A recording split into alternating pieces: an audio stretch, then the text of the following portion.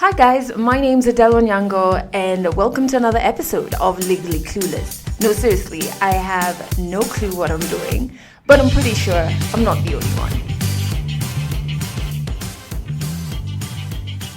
So I've been trying to record this episode for like 1 hour, but every time I turn on my mic, my neighbor's kid, neighbor from 2 floors down by the way, the kid just starts screaming. I don't know what is happening. I don't know if that's a sign I shouldn't be recording. I don't know. But hey, if you hear like faint screams in the background, it is that kid. But happy holidays. I hope things are going brilliantly for you. First, I hope you are getting much needed rest. That's something I've been trying to do and failing, but we move regardless. And if you're spending time with your family, I hope it's not awkward. I hope it's fulfilling. If you're traveling, I hope there's no random incidents. I just saw, because Ghana is having this whole year of the return and there's like turns of celebrations. I'm so sad I'm missing out, but hey, I saw a news article that 100 passengers who were going to Ghana using Egypt Air lost their luggage. Yeah, so if you're traveling, I hope that's not happening to you because that is so stressful.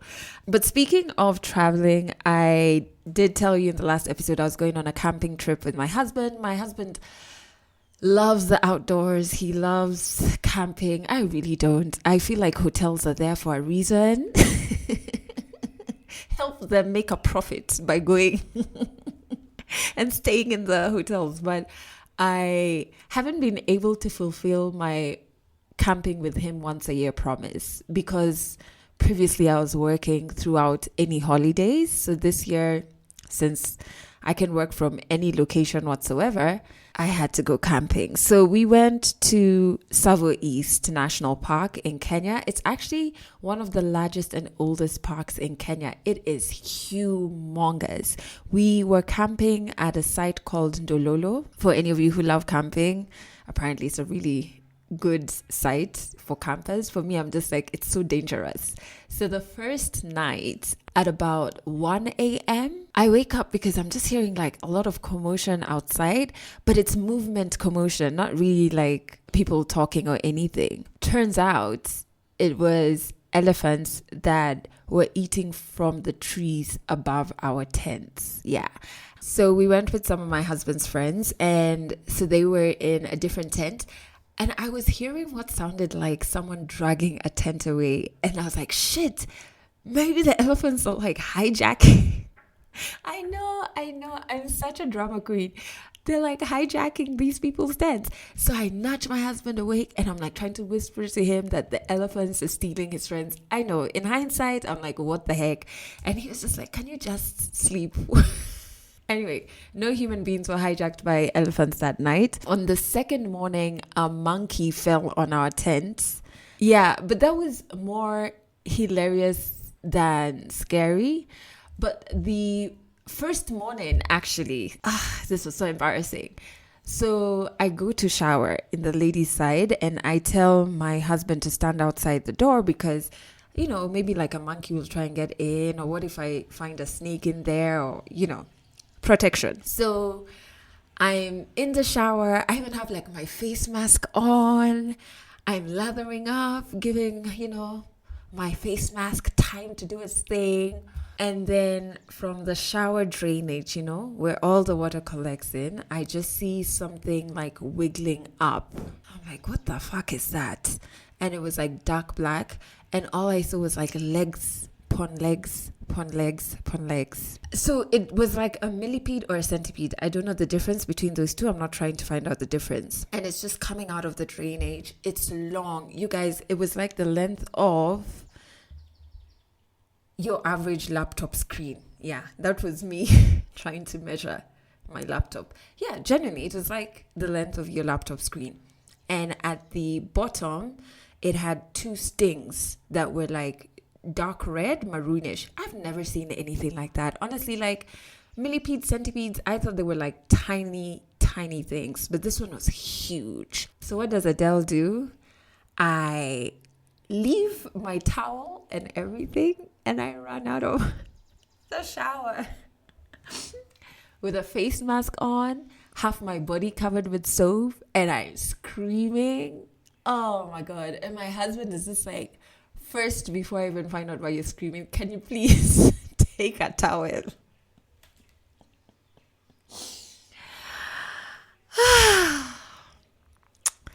That was very scary, guys.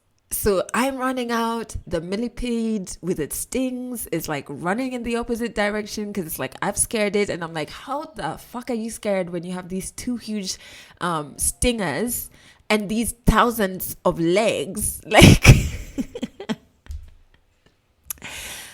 oh my word, it was just traumatic. But good part of the camping trip was that I found out I was camping near one of my close friends' shags. So shags, for those of you who don't know, is like slang for home. So like your village home. And hers was like maybe a 40-minute drive away from our campsite. So we went over there and we hung out with her and her family. That was really, really fun. And I got to see parts of Kenya that I had never been to. So like Taita, a place called Bura, Watate. Man, Kenya is very beautiful. Like, away from all the weird insects, Kenya is absolutely beautiful. I saw so many elephants. I was telling my husband on the way back that I genuinely think elephants are now my favorite animals because they have no stings. But it was an overall good trip. I tried to stay offline first and failed. I tried to stay off working. I worked on one day. So that's good. Like out of 4 days, I didn't work for 3. Not bad. The goal was not to work at all, but yeah, that was definitely not going to be happening. And I really needed that trip. I needed that trip because I've been super stressed. There's certain decisions that I have to make around my career going forward and what or who I need to be around me. And I've been stressing about that. So I needed to kind of like forget that I have a serious side of my life to focus on. I've been super worried about like a minor health issue. So it was nice to like get out of town and not have to think about that. So for 4 days, literally just leave like I have nothing stressing me and to be very in the moment. So in that respect, as much as it was camping, which is something that's very different from me, it was very important for me to just get out of town and leave all my nonsense in Nairobi. Yeah, so I was away for Christmas week, and then the 27th of December came through, and then I remembered last year, 27th December, that's when I handed in my resignation at Kiss FM. And I remember I had spent Christmas afternoon with my family and I really loved that. And on the 26th, I needed to print my resignation, but I didn't have a printer at home. And I was so scared of doing it at like a public, what do they call, cyber? Because I was like, what if somebody sees it and then they know and like, you know, it gets out? Yeah, I overthink a lot. So I sent my husband to go and print it. And on the 27th, when I went to work, I said, okay, normally the workplace is very empty during the holidays. Everybody's on leave and whatever. So I was like, if all my bosses are at work, then that's my sign to hand in this resignation. So I was kind of like telling myself, of course my bosses wouldn't be there. So then I wouldn't hand it in and I don't have to take this leap of faith. I got to work. My immediate boss, who's the head of the station, was there. His boss, who is the head of radio, was there. Their boss, who is the CEO, was also there. So I was like, okay, God, I've gotten your sign loud and clear. I'm going to hand in this thing. So I handed it in. Then I came home and I messaged all my close friends and my family. And then I slept the best sleep ever. Like, you know, the sleep you get after a massage or after like a hard workout, either swimming or at the gym or running or whatever. That sweet quality sleep. Yeah, I got that night. I wasn't sleeping well before then. I was very stressed and very unhappy where I was working. So my sleep was really affected by that. Anyway, so that day I slept really well. And then I began my 3-month notice. So I had to work for 3 months. And that was when I was renegotiating my contract. Perhaps in the next episodes, I will be telling you what that entailed. It was so fucking stressful and hard. And because of it, I stayed 2 extra months at that job. Something that I don't regret, but I'm just like, man, it was just like an exercise in futility. But I think I'll tell you about it in the next couple of episodes so that, if you're in the same dilemma, you kind of know how to prepare yourself better. And also, I think as employees, we don't do a good job of knowing our rights. So those 3 months really taught me my rights, and I really fought for my rights, and I got what I was asking for. Yeah, so it taught me a lot of legal stuff that can protect you as an employee. So yeah, maybe I will share those. I will share those over the next couple of episodes. 1 year, handed in the resignation, then started this podcast. And I'm really excited because this decade has been my radio decade. So I started it as a co-host for a drive show on 1FM. I think we went on air either October 2010 or around there. I'm not really good with numbers, but I think it was around there. And I was there until February 2013 when I moved to Kiss FM, stayed there for 7 years, and then, left this year and started my podcast. So it's been my radio decade, and I'm so happy that end of the year, Legally Clueless, I have recorded over 50 stories in different African countries from different people, and of course, us being named as the most popular Kenyan podcast is such an amazing way to crown the year. Being able to take the podcast on the road, doing a university tour is just amazing. It is not the word I'm looking for, but it's the one that comes to my mind. It's more than amazing because it validates that leap of faith that I took, and it makes me feel so good that I tackled my fear head on.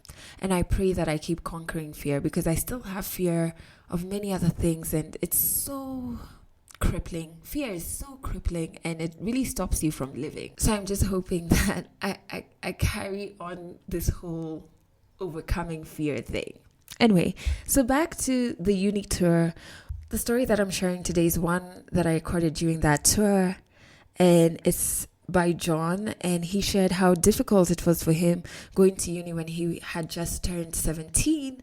At a point, he was addicted to cocaine for 1.5 years. Yeah.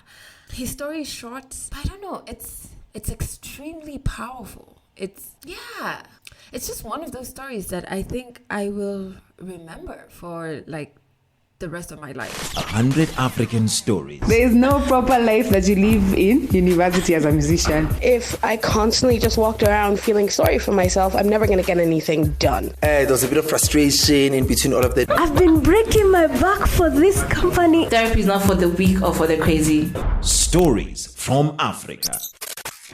From Mombasa. My parents live there, but I stay in Nairobi now, my own.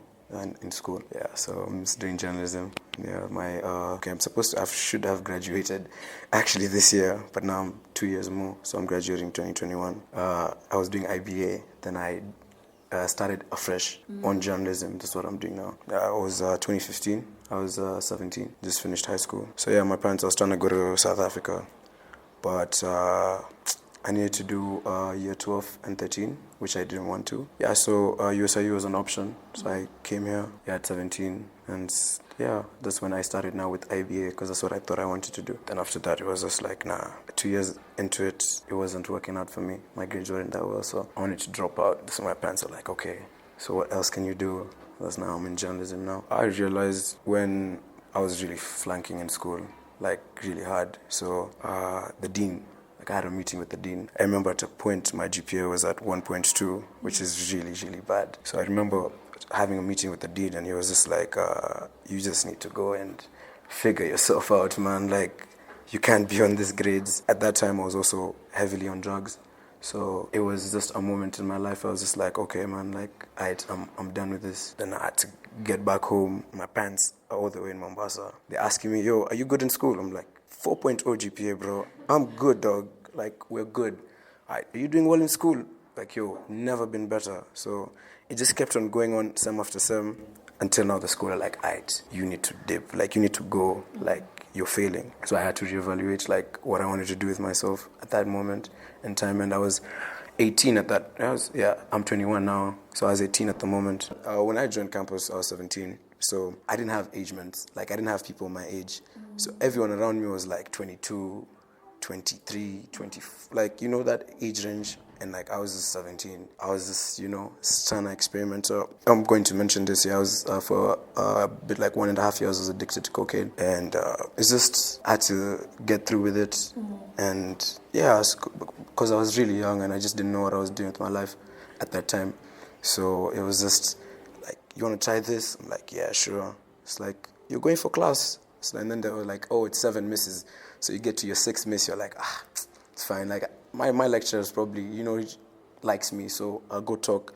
You go to class, they're like, yo, you have an F. So it was just, you know, crazy moment in my life at that time. Well, it got to the point where it's like I'm the only child. So my parents, not that they have a lot, but all they have is sent to me. You understand? So it just got to a point where I was just dishonest with people and just trying to do anything, you know, to go get high. It was just a moment in my life I was just like, okay, this is scary. And like also people around me, like I have some good friends that now I'm with. I started a company, run a company. So I had my friends who were like, yo, okay, like you need help, man. Like, yeah, and I couldn't go to my parents and tell them that I was addicted because they'll be like, okay, you come back home. So I had to deal with it myself because I didn't want to go back to Mombasa where my parents are. So I had to like sit down and be like, okay, I need to help myself, you know? Yeah. And like, yeah, it's been like a turning moment. Like that's why I really like the school because, I don't know, like it's got me out of a really dark place. It was just a day I was with my friends and I started nose bleeding. It's like all over. So my friend was like, yo, my friends knew what I was doing. So I was like, all right, you need to chill on this now. Like, your nose bleeding. It's like, what's wrong with you? So after that day, I was like, all right. So I started the old SAC buildings. So they used to have like some meetings. So I used to go there, listen, hear people's experiences. And, you know, it was just all about hearing other people and what they were going through. And also now my dad got sick. His kidneys failed. So I was just like, my weekly money drastically just went down. So it's just like, okay, now are you going to eat or get high, you know? It was on those. So yeah, it was like, you just had to realize in that moment and see how like, oh yeah, this is how reality is, you know? So it was mad. I did want to drop out, but I'm also an only child. So where I come from, it's like all my cousins are also dropouts. So like my family is like, oh, you're the last guy in university, so what are you doing about that? So that's just the pressure that actually got me to stay in university. But if it was my like choice back then, I don't think I'd be here. It's that pressure from family, like, I need to get through this, because now if I don't, it's like, okay, you're a failure too. So that's what got me to not drop out. I remember it's actually weird. I was just with my friends one day, and we're like, yo, like, till when are we gonna like live like this? Like, always, you know, it gets to Thursday or Friday, you start calling your parents like, oh, when are you sending me money? Just because you want to go like party and stuff. So I remember my friend was just like frustrated about it. We registered a company, started doing our own thing. So that's when a turning point when I started doing something that I liked doing. Got the company started. So these days I'm more involved with what's like my business, how it's working out than anything else. Like that's like my baby. So I think that helped me. I run a record label and an event company. So we throw events and create a platform for artists to record, and we do distribute their music on Apple Music, Spotify. So that's what I'm doing right now. Okay, when I decided to change my major from IBA to journalism, so it's because I had a conversation with my mom. I'm close to her, so I was just like, I didn't tell her what was going on, but I was just like, yeah, I have problems. So like, can I just like come back home for like a year or two, like chill? It's like, yo, what's wrong? I was just like, yeah, this is not my course. She's just like, all right, just go back to school, look for anything. Yeah. Like if you want to do hospitality, do it. Like just get your degree and finish. So like that's just, I came back and I was just like, okay, so what am I good at? I'm good at speaking. I'm good with people. I know how to work in the technical room with the mixers. So I was like, let me just go on journalism. So yeah, that's how I came to make that decision for myself. Oh yeah, this time around, just the people I hang out with. Like I was trying to be with people who are positive-minded, people who are trying to do something with themselves and their lives, because for like 3 years, I was just a uni student doing the partying, and then after that, it's like, okay, then what else do you have to offer after this? And yeah, so these are the people I surround myself with, people who just trying to do something, because I feel like the people I hanged out with when I was back then, this is where I got myself into a really tricky situation. But thank God that I'm out right now. So you just find yourself in a situation where like, okay, if I do this, I'm just going to end up where I was. So that's the thing that's always in my head. So like, yeah, I do hang out with people and I'm like, okay, this guy, like, yeah. So after that, I'm just like, I should just chill on that and just not. Yeah. So that's just this thing that's always in my head. I think I came to uni too early because I had just turned 17. So practically I was just 16. So I just turned 17, and the freedom, I lived alone when you're 17 and you have your own apartment and you start having to, take care of yourself. So yeah, I think maybe I should have taken a year or just reevaluated what I really wanted to do, because I just wanted to get out of the house. I didn't really think of, okay, why? It's just like, I'm tired of my dad and his noise, so let me just get out of his space. So yeah, and I also probably tell myself yo man, just watch out the people you hang out with, because your friends really influence you, and you don't really, people think it's cliche, but yeah, your friends really do influence you. So you should just get good friends. This is advice to anyone, not only my 17-year-old self. Friends is everything. It's the first time anyone's had this. Yeah, actually, that's the first time. Yeah, people don't know, just because I keep quiet and I don't like talking about it that much. But I not heard your story. I'm just alright, then, people are actually going through real things out here. So yeah. I'm so proud of you though. Cheers, I appreciate that. Catch our next African stories in the next episode. When I was recording that story, at the very end, I had to hold myself back from giving him a hug. I get so emotionally attached to each and every storyteller I record. And I feel like as I'm recording them, even if it's complete strangers, it's like I'm gathering friends. Because the sessions feel so therapeutic, both for the storyteller and also for me. So I genuinely had just met him, but I was so proud of him. Can you imagine being 17, 18, addicted to cocaine, being in Nairobi by yourself, your family are all in a different county, and having to battle that yourself? Man, it reminded me, because I went to the same university as him, and I had done my high school in Botswana. And so when I came back home, I was 15, turning 16. Yeah. And the system that I'd done in high school was such that I was actually able to go to uni at that age. But my mom was like, nope, you're too young. And I remember being so angry at her, because I'm like, what do you mean I'm too young? See, the faster I get through these shenanigans, the better.